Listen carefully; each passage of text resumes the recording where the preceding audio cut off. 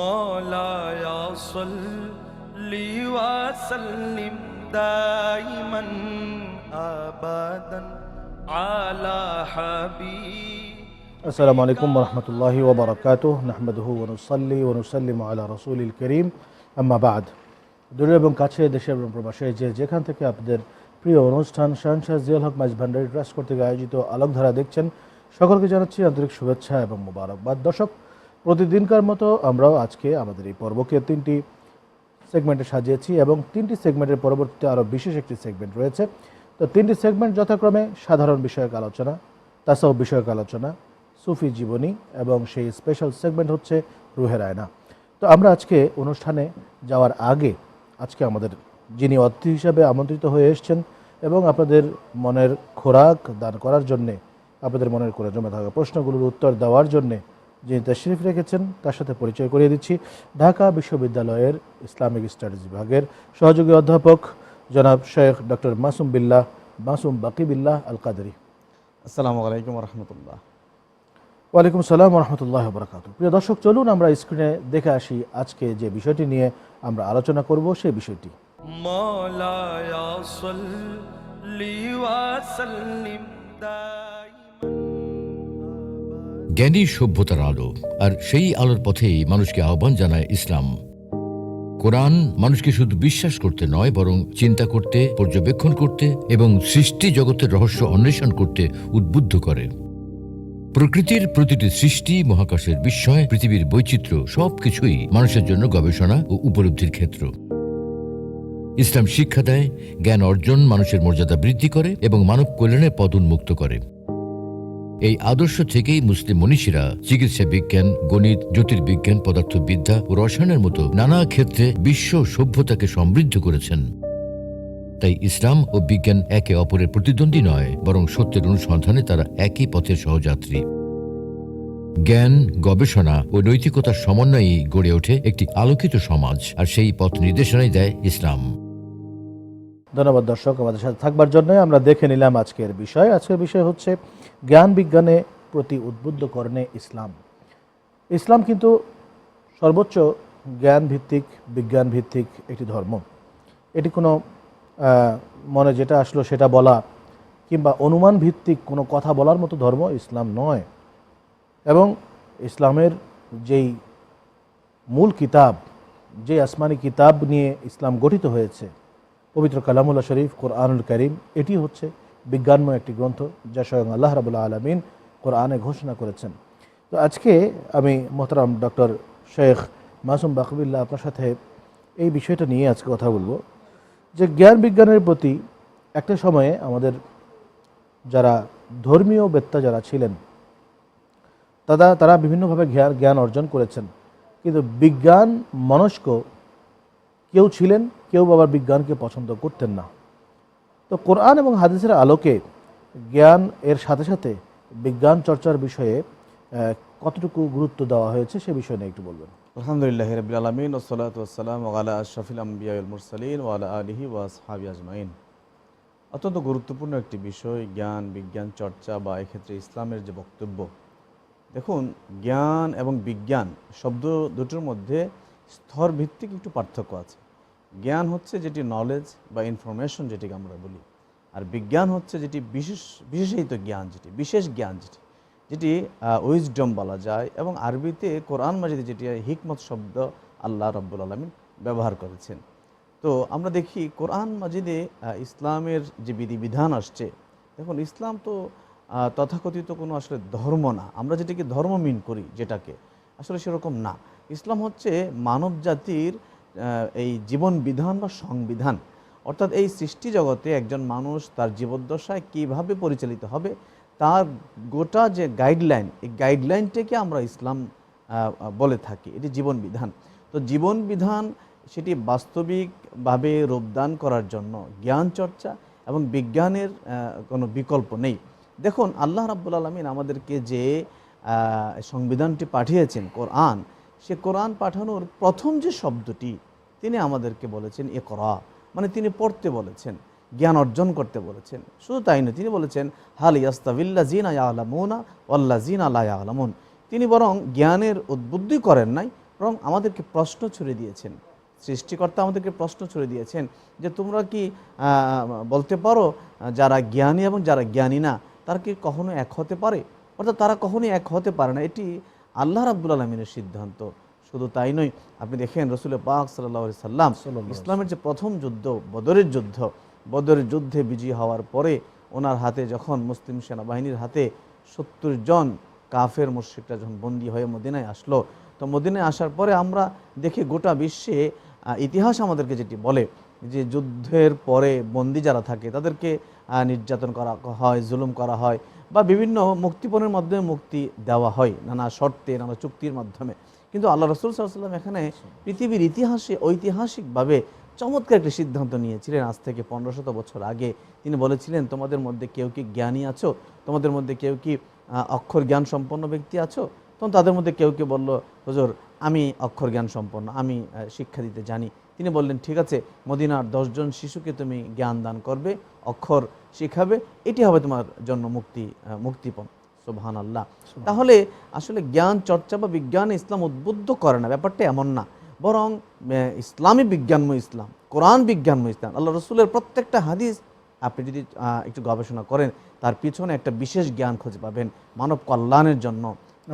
আমরা কিন্তু ইতিহাসে যেটি পাই যে আল্লাহর হাবিব সাল্লাল্লাহু আলাইহি ওয়াসাল্লাম তিনি দেশের বাইরে অর্থাৎ আরবের বাইরে লোক পাঠিয়েছেন, সাহাবায়ে কেরামকে পাঠিয়েছেন ভাষা শিক্ষা করার জন্য, ভাষা শিক্ষা করার জন্য। তাদের এমনকি রোমানদের সাথে যখন যুদ্ধ হয়, হযরত ওমর ফারুক রাদিয়াল্লাহু তাআলা আনহু সেই রোমানদের কাছ থেকে রোমান যে জ্ঞান বিজ্ঞান আছে, রসায়ন আছে, এগুলো সাহাবায়ে কেরামকে শেখার জন্য বলেছেন। চায়না যেতে বলেছেন, চাইনিজদের যে হযরত ওমরের আমলে যখন এই সে যুদ্ধটা হয়, কি বলে ওটাকে, চায়নাদের সাথে প্রথম যুদ্ধটা কিন্তু হযরত ওমর ফারুক সময় হয়। তখন বেশ কিছু চাইনিজ যোদ্ধা ধরা পড়ে। তাদের হযরত ওমর ফারুক জিজ্ঞেস করলেন যে তোমাদের প্রযুক্তিগুলো কি? তারা বলে যে আমাদের এই প্রযুক্তি আছে। তখন বলে যে হ্যাঁ, তোমাদেরকে ছেড়ে দেওয়া যাবে, তোমাদের প্রযুক্তিগুলো আমাদের লোককে শেখাতে হবে। এই ইতিহাসও কিন্তু আছে, ইতিহাস আছে। আপনি দেখেন কোরআন মাজিদে আল্লাহ রাব্বুল আলামিন বারবার খুব কমন কিছু টার্ম ইউজ করেছেন। আফালা ইয়াতাদাব্বারুনা, তো তারা কি গভীরভাবে খেয়াল করবে না, গবেষণা করবে না? আল্লাহ রাব্বুল আলামিন বলেছেন যে জ্ঞানবানদের জন্য বিশেষ নিদর্শন আছে এখানে। মানে এই টাইপের শব্দ প্রায় আয়াতের শেষে আল্লাহ রাব্বুল আলামিন কিন্তু আমাদেরকে বলেছেন। আপনি দেখেন কোরআন মাজিদে আল্লাহ রাব্বুল আলামিন আসমান নিয়ে বলেছেন আমাদেরকে, এবং সেখানে গবেষণা করতে বলেছেন জমিন নিয়ে গবেষণা করতে বলেছেন, এবং তিনি বলেছেন আমি কিভাবে অঙ্কুরোদ্গম করি, বীজ থেকে কিভাবে আমি গাছ পর্যন্ত পৌঁছাই। কৃষি বিজ্ঞানের কথা বলেছেন, অ্যাস্ট্রোলজির কথা আল্লাহ রাব্বুল আলামিন কোরআন মাজিদে বলেছেন, বৃষ্টি যে পতিত হয়, বৃষ্টি যে প্রসেসিংটা, সিস্টেমটা কিভাবে হয়, সেটা আল্লাহ রাব্বুল আলামিন কোরআন মাজিদে ইরশাদ করেছেন। তার মানে গোটা কোরআনই কিন্তু জ্ঞান চর্চা, বিজ্ঞানময় একটি কথা। আপনার কাছে জানতে চাইব যে বর্তমানে আমাদের সমাজে মুসলিম বিজ্ঞানী এবং অমুসলিম বিজ্ঞানী উভয় বিজ্ঞানীদের অবদানই আমাদের সামনে রয়েছে। এখন মুসলিম হিসেবে শুধুমাত্র কি আমরা মুসলমান বিজ্ঞানীদের অবদানগুলো কি গ্রহণ করব, নাকি জ্ঞান বিজ্ঞান গ্রহণ করার ক্ষেত্রে মুসলিম অমুসলিমের কোনো বিষয় আসবে কিনা? দেখুন, বিশেষায়িত জ্ঞান যেটি মানব কল্যাণের জন্য বিশেষ প্রযুক্তি বলতে পারেন, জ্ঞান বলতে পারেন, সেটি মুসলিম অমুসলিম আসলে ইসলাম এটিকে পার্থক্য করে না। বরং আল্লাহ রসুল যেখানে চায়না যেতে বলেছেন, নবী যেখানে বদর যুদ্ধের কাফিরদের থেকে শিক্ষা নিতে বলেছেন, সুতরাং জ্ঞান যেখানে থাকবে আমরা সেখান থেকে জ্ঞান নিব। শুধুমাত্র আল্লাহ রসুলের যে বিরোধী যে কার্যকলাপ বা বিশ্বাসগত যে বিষয় বা অ্যাক্টিভিটিস, সেখান থেকে আমরা গ্রহণ করব না। কিন্তু মানব কল্যাণের জন্য বিশেষ যে জ্ঞান, সেটি যেখানে আমরা পাবো সেখান থেকে নেওয়া যাবে। ইসলাম এক্ষেত্রে বিধিনিষেধ দেয় না।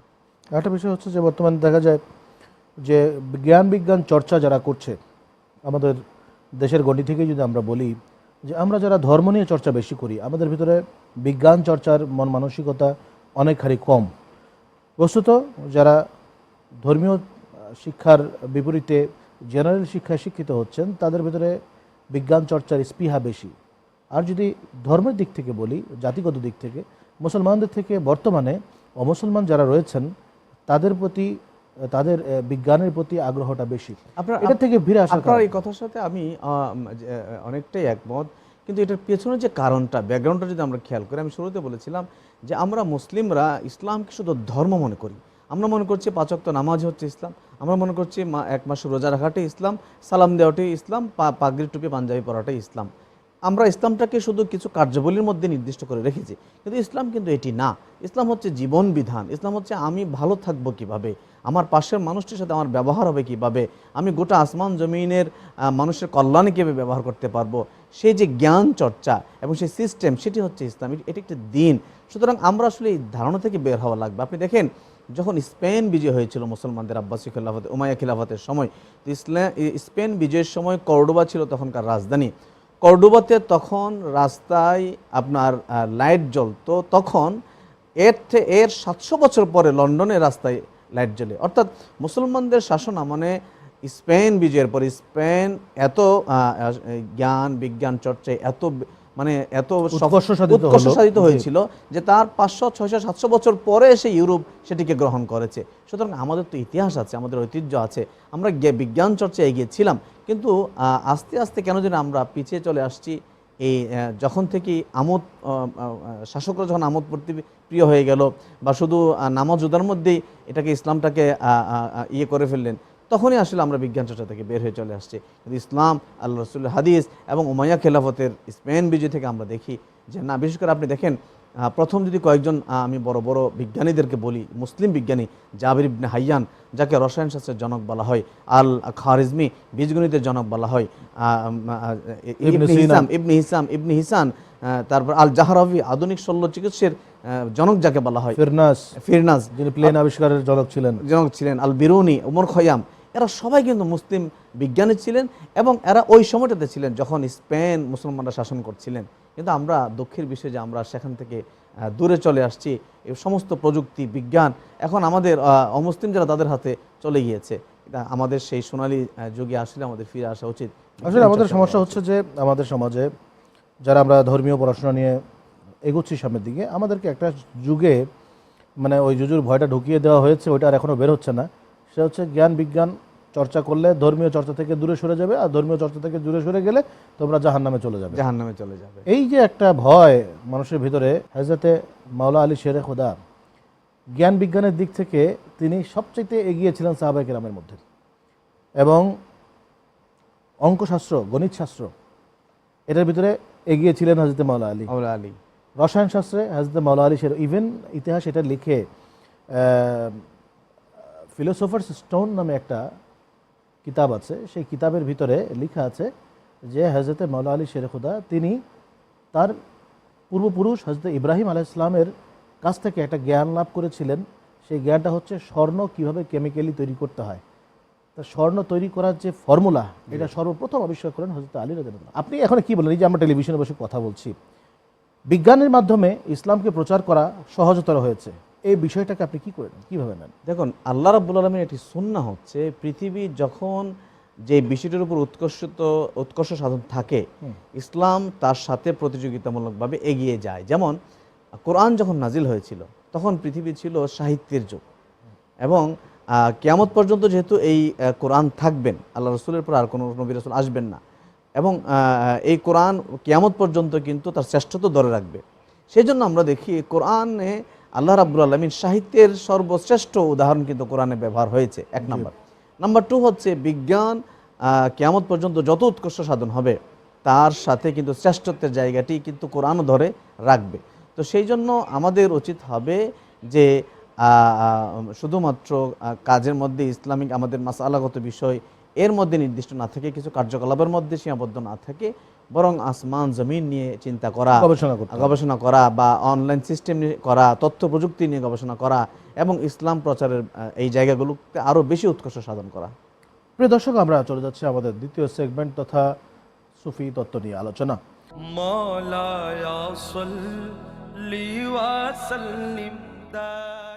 আজকে তাসাউফ বিষয়ক আলোচনায় আমরা সামত তথা নীরবতা নিয়ে কথা বলতে চাচ্ছি। আল্লাহ রাসূল সাল্লাল্লাহু আলাইহি ওয়াসাল্লাম তিনি হাদিস শরীফে ইরশাদ করেছেন, মান সামাতা নাজাহ, যে ব্যক্তি চুপ থাকলো সে ব্যক্তি নাজাত পেল।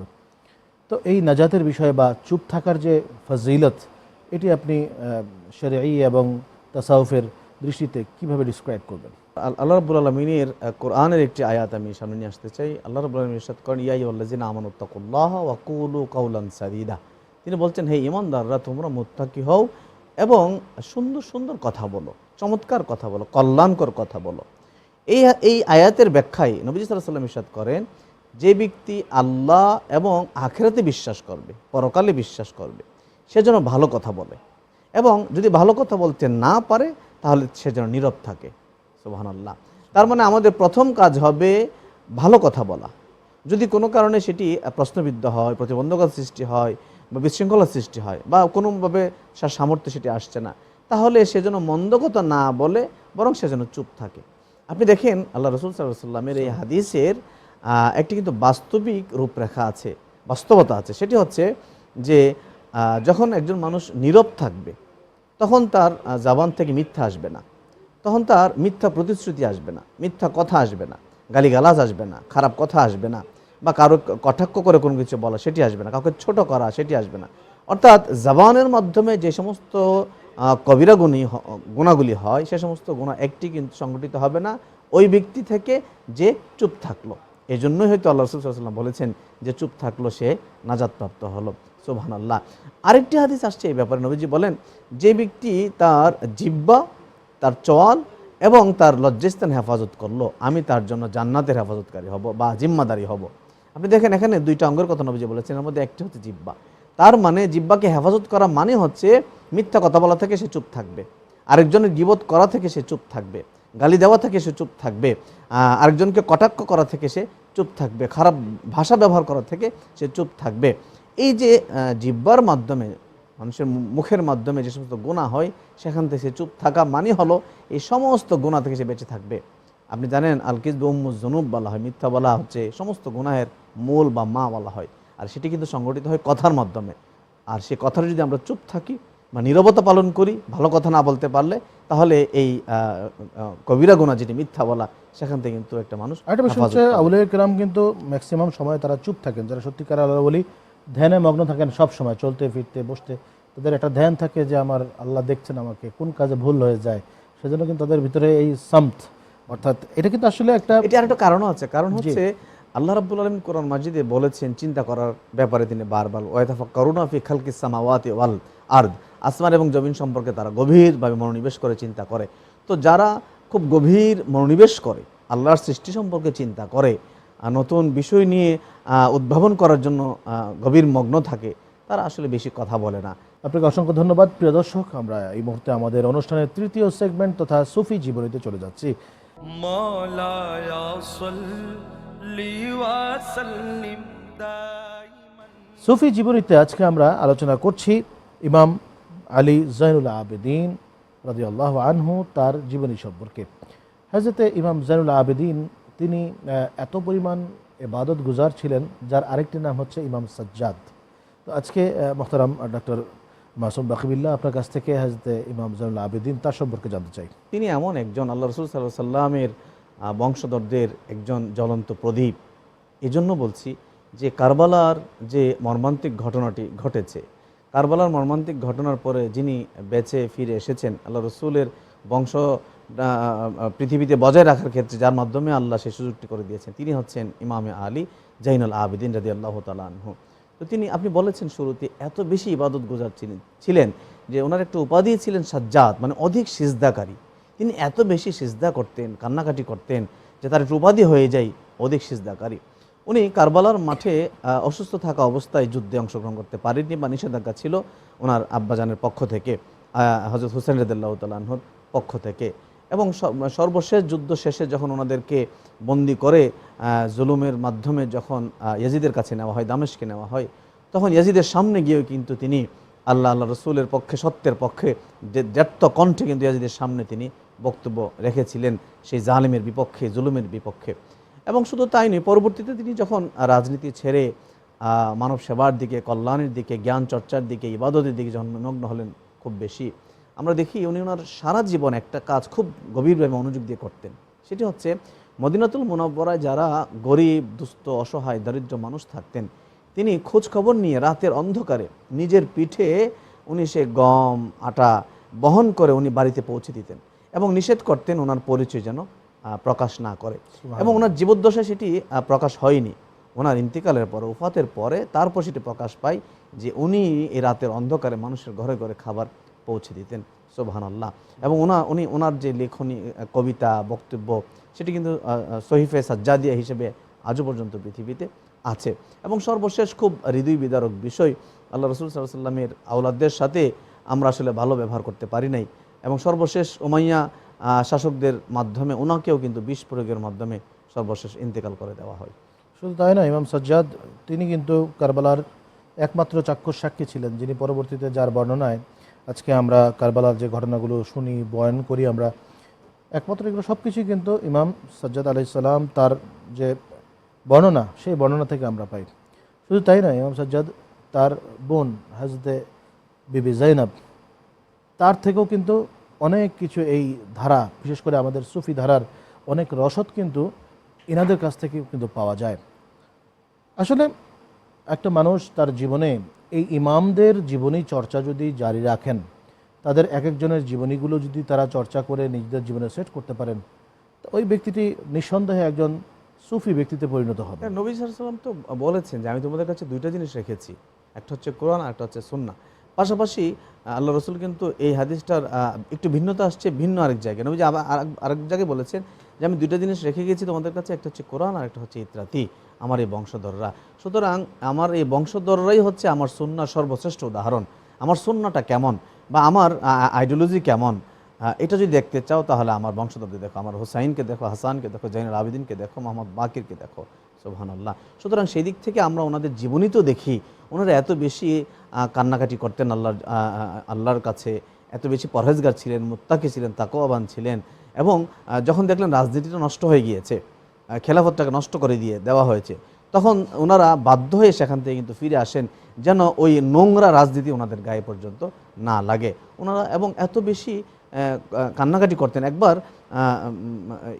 কাবাগরের সামনে বসে চাদর আবরি দিয়ে সারাক্ষণ মানে সবসময় ওনারা কিন্তু সেখানে আল্লাহ রসুলের মায়ায় ইবাদত করতেন এবং স্মরণ করতেন। সম্পূর্ণ রাজনীতি, শাসনবাদ সেগুলো গর্জিতভাবে তারা জীবনযাপন করতেন। আপনাকে অসংখ্য ধন্যবাদ। প্রিয় দর্শক, আমরা এরই সাথে চলে যাচ্ছি আমাদের বিশেষ সেগমেন্ট রুহের আয়নায়।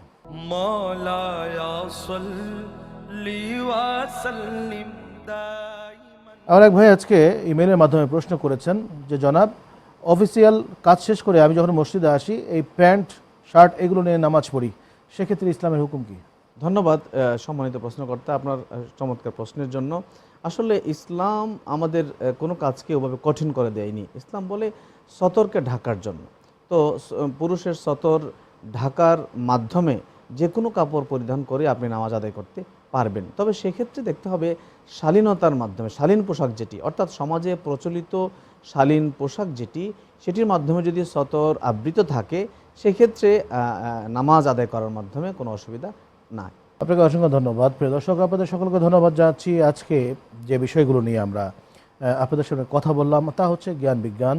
ইসলাম সবসময় জ্ঞান বিজ্ঞানে উদ্বুদ্ধ করেছে। ইসলাম কখনোই জ্ঞান বিজ্ঞান থেকে মানুষকে পিছিয়ে থাকতে বলেনি, বরঞ্চ যারা আজকে ইসলামী আমরা লেবাস পরিধান করেছি, ইসলাম নিয়ে আমরা চর্চা করি, আমাদের আরও বেশি করে কিন্তু ইসলামী ভিতরে থেকে এর জ্ঞান এবং বিজ্ঞান নিয়ে আলোচনা এবং এর প্র্যাকটিস আমাদের করা উচিত।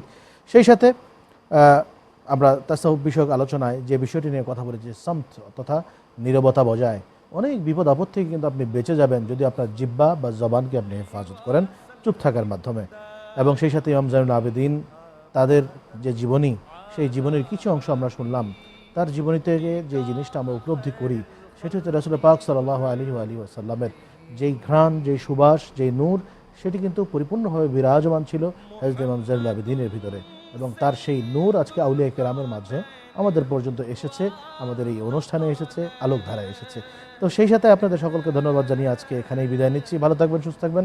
আসসালামু আলাইকুম ওয়া রাহমাতুল্লাহি ওয়া বারাকাতুহু। সাইয়্যিদুল কাওনাইন ওয়া যাকালান ওয়াল ফারিকাইন মিন উরবিন ওয়া মিন আজম।